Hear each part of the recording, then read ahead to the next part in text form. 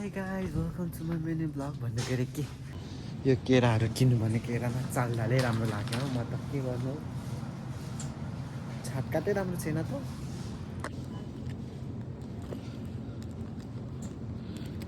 लु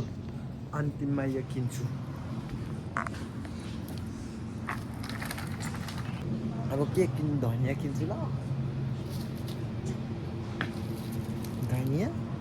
धनिया नराम्रो रहेछ अलि राम्रो खालको किन्नु पर्यो छ्या कस्तो नराम्रो है अलिक राम्रै छैन त बुथुर्की न बुथुर्की खुस्रुङ न खुस्रुङ यो अलि राम्रो रहेछ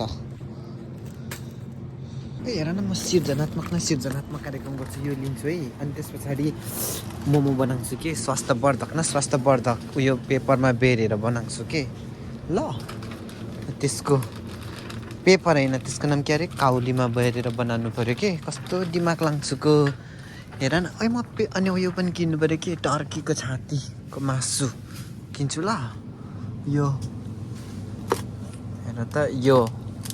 दुईटा किन्छु जति खाइन्छ खाइन्छ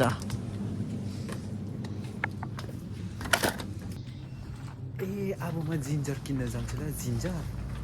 त्यहाँनिर जिन्जर पाइन्छ के ए के हो त यहाँ रहेछ जिन्जर हेर त जिन्जर लिन्छु तर धेरै लिँदिनँ खेर पो जान्छ त यत्रो धेरै जिन्जर लग्यो भने त फेरि सुखी गएको रहेछ मलाई त फेरि हरियाली न हरियाली खाएको मनपर्छ नि त